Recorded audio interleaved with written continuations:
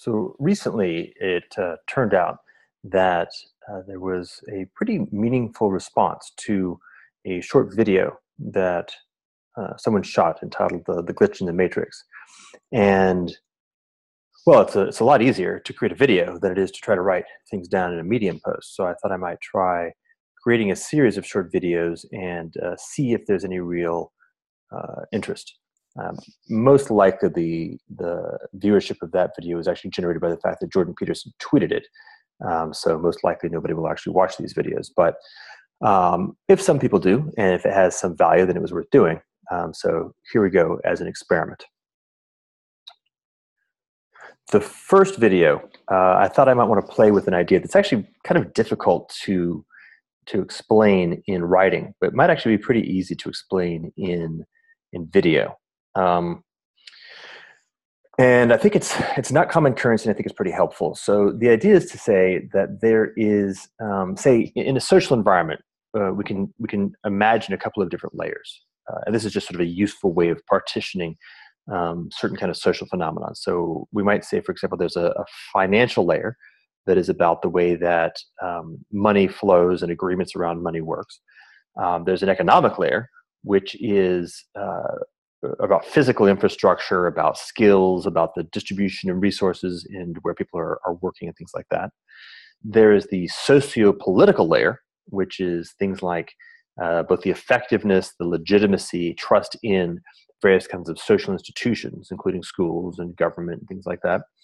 And then there's the cultural layer, which is kind of the degree to which people in a given society share values and, most importantly, consider each other to be inside some kind of cultural loop whereby they don't treat each other as either arm's length trading partners or even worse, as potential enemies.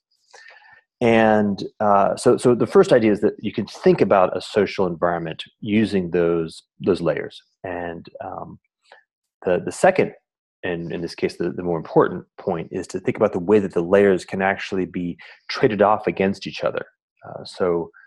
Specifically, I quite specifically imagine what happened in 2008, during the 2008 financial crisis, that whether this was done consciously or unconsciously, a decision was made to prevent or inhibit the negative consequences at the financial and, to a lesser but very important extent, economic layer by actually spending resources or burning resources at the socio-political and even at the cultural level, right? So you might imagine that roughly around the time that, say, for example, TARP and the various bailout decisions were being made, that it could have gone either way, and that we could have, for example, allowed the too big to fail entities to fail. And this would have had negative consequences at certainly the financial level, and negative consequences probably at the economic level, and even negative consequences at the political level. People would have had some, as the pain of crashing markets and as the pain of unemployment got passed on to the people, they would have probably been very unhappy at a political level and may have voted the rascals out.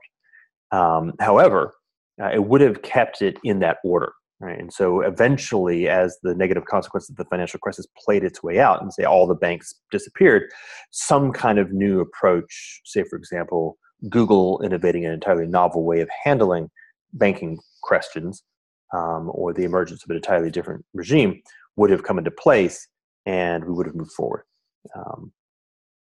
with effectively no damage being done at the cultural level. Instead, a choice was made to bail out the too big to fail entities, protect the integrity of the financial system and the economic layer and model as we currently have it. And I would propose that this was done at the cost of political, particular, and also at the cost of cultural capital. So, quite specifically, what I would say is that things like the Trump phenomenon and Brexit are directly and linearly connected to the various bailouts that happened in the United States and Europe. That it was a direct subsidy. The political and cultural layer subsidized the economic and the financial layer at cost to the political and cultural layer. And As an example of a similar historical circumstance, you can take a look at what happened in the United States and in Germany in the context of the Great Depression in the 1930s. That in the United States, the depression hit the financial layer quite badly. It burned down to the economic layer, hit the economic layer quite badly. It burned down to the political layer, which is to say that the Republicans were voted out and the Democrats were voted in, and you had a meaningfully significant change to the nature of what American politics looked like, vastly more centralization around the executive. But it didn't meaningfully burn down to the cultural level. And in many ways, it actually made the cultural level stronger. Well, by contrast, in Germany, the financial crisis went to hyperinflation, which vaporized the entire financial system, which hammered the economic system and led to terrible economic depression, which in fact went all the way down and vaporized the political layer and led to the collapse of the Weimar Republic, which then, of course, even penetrated down to the cultural layer and led to things like the Holocaust, where Germans turned against Germans, and the notion of what it even meant to be part of a culture became problematized.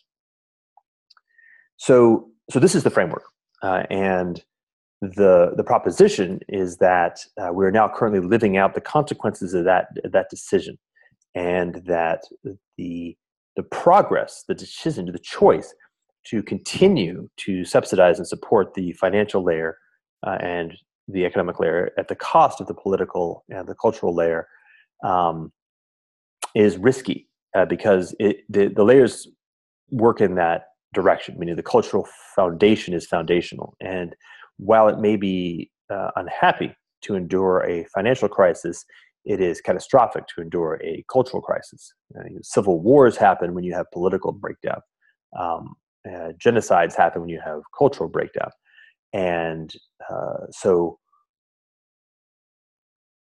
it might be useful to think about these costs explicitly when choices are being made in response to various challenges as they come up over the next couple of years.